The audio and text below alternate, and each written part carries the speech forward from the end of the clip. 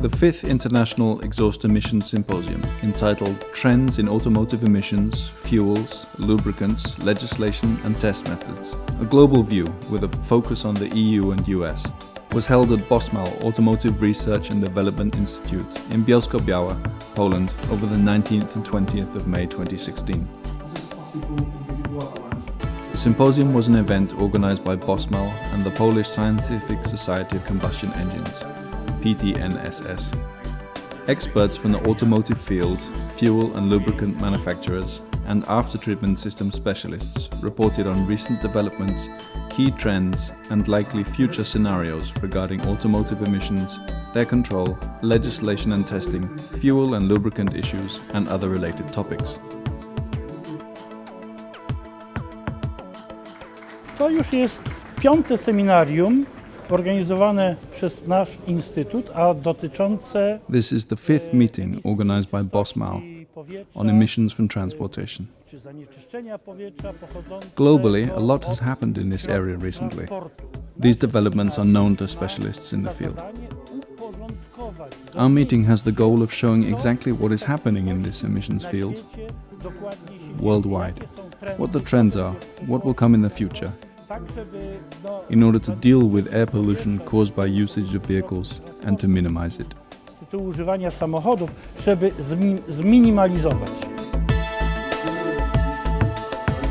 BOSMAL, the organizer of the symposium, is a company with a tradition dating back over 40 years.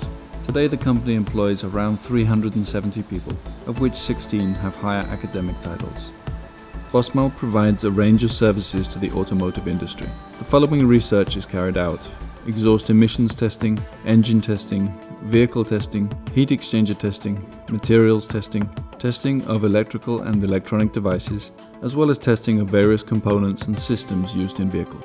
In addition, BOSMAL offers design services, engineering calculations, and construction services for the production of vehicles and powertrain systems. The company also has the right to carry out type approval of vehicles.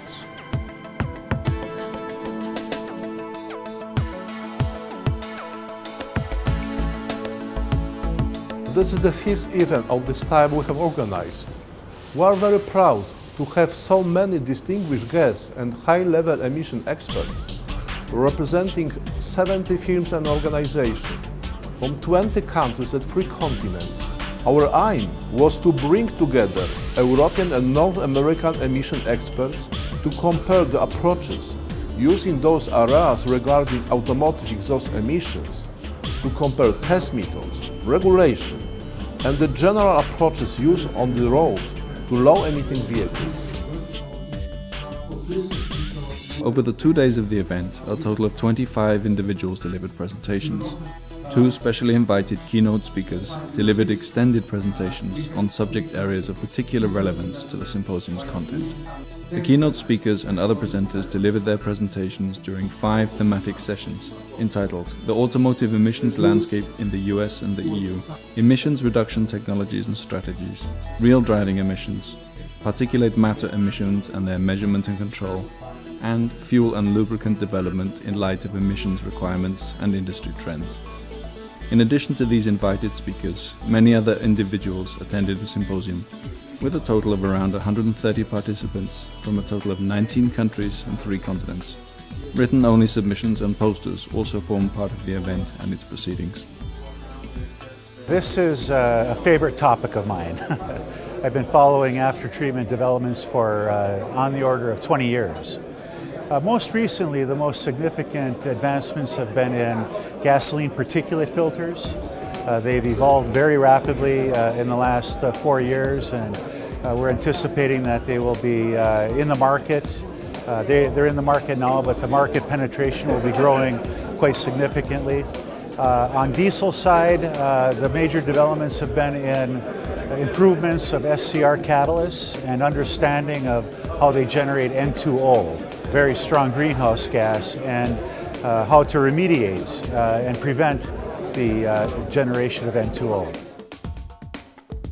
Global emission trends, I think number 1 will be that we close the gap between what we test in the laboratory compared to what really happens on the street. So for Europe, this will be keywords like GDR 15, real driving emission testing. Number two, we will need to close some loopholes in the written legislation and make it clearer how the legislation will be interpreted. That's currently very vital. If we have done these two things, we will have clean cars under all conditions. And third, then we totally will focus on dramatically reducing CO2 emissions and fuel consumption. Increasingly tighter emission standards are introduced to improve air quality and has led to advances in engine and emission control technologies and the use of biofuels. It is important to feel the impact of modern vehicles on the toxicity and health risks associated with tailpipe emissions, as many factors influence the emissions and the exhaust toxicity. An affected hazard identification methodology for risk assessment is needed, on top of monitoring the emission to reveal the full impact of modern vehicles. And also non-exhaust emissions should be included in this assessment. What we see as a current trend is that automotive fuels becoming larger in number. From the initial focus of gasoline and diesel, we now see other fuels entering the market, natural gas as an example in the US. And I think what we'll also experience is that the fuel might enter as a variable in engine design. That's actually an effort that started in the US last year, and we're looking at a fairly large project that looks at the co-optimization of fuels and engines to get to even higher engine efficiencies while achieving very low CO2 emissions. We're all in favor of global harmonization of standards. Of course, we think it makes a lot of sense for several reasons. The first one is that we're all equipped with the same set of lungs, so there's no reason why some people should be breathing cleaner air than others. We all have the right to cleaner, that's one. Then for governments, it makes a lot of sense because it lowers their cost when they're designing their own regulations, because they can implement elements from other markets.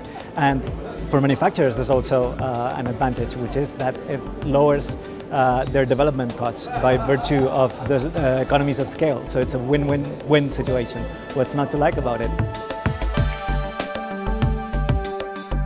Real driving emissions are really going to make a substantial change in the way we are approaching engine and powertrain calibration, and for sure for meeting the demand of real driving emission we will need more complex after treatment and engine strategies, and the more complex the system is going to be, the more complex also the calibration of the system will be.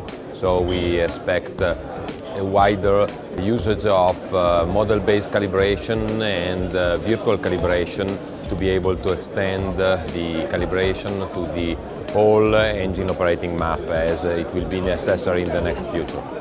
We have reached a very good level on exhaust emissions on the dyno in the laboratory, and the current trend for me is to make sure that emissions are good, not only in the laboratory, but also in real traffic. And therefore, for me, real driving emission testing is very important. And so I'm very happy with that we are going to have this new legislation in Europe. I'm concerned about the role of congested traffic in real-world emissions. At peak operating conditions, you might have 1,000 cars an hour going down the road at probably below 10 kilometers an hour average speed. And these sorts of conditions are not in the existing test cycles. And so they're not in the test cycles. We're not optimizing vehicles for low emissions in these conditions, and therefore we might not be addressing this issue of bad air qualities in cities.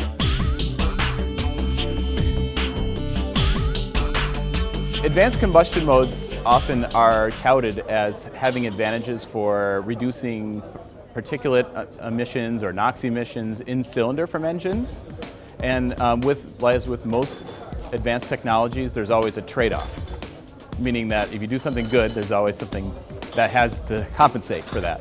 And the research that we're doing is looking at not just the solid particle emissions, but the semi-volatile particle emissions. So organics and other things that come out from advanced combustion modes.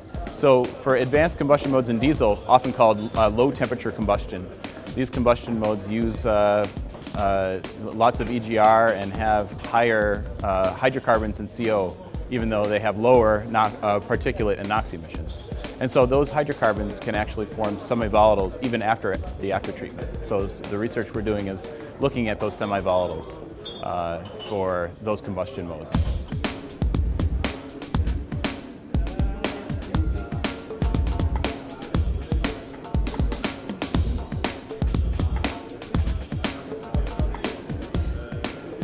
In Lamborghini we have to combine different needs of the drivers, of the rules. The driver needs emotion, and sometimes emotion does not according to the rules. So we have to combine both, and it is absolutely not easy. In particular for the new incoming regs, because China, Europe, Level 3 also for US are very, very challenging, and we have to do a lot of things. It's very, very complex, but feasible and challenging. To fulfill the emission legislation, it's very important to know the tailpipe emissions, for instance, for the real driving emissions. But on the other hand, in my opinion, it's very important to know that a detailed view into the exhaust, especially after the combustion engine. That means the engine out emissions is very important for the development of the exhaust gas after treatment systems. I give you an example. For example, the NOx traps. We have to switch from lean burn to rich burn operation of the engine to produce some reducing agents. And for us, it's very important to know about the chemical structure of the components. And therefore, in my opinion, it's necessary to have, for example, mass spectrometry.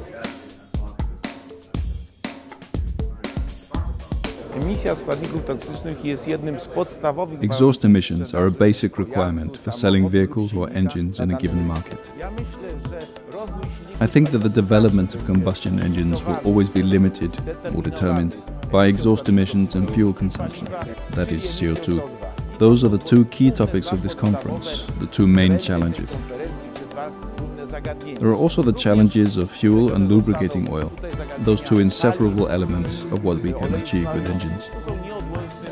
There is one further strand, exhaust after-treatment systems, which clean up the exhaust gas following the emission of pollutants from the cylinder.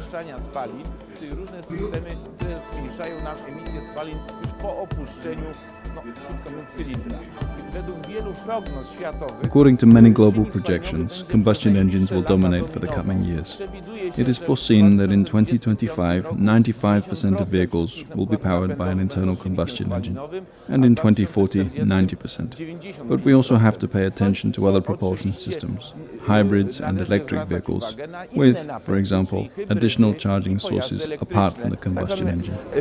Z dodatkowym na przykład ładowaniem w postaci silnika spalinowego.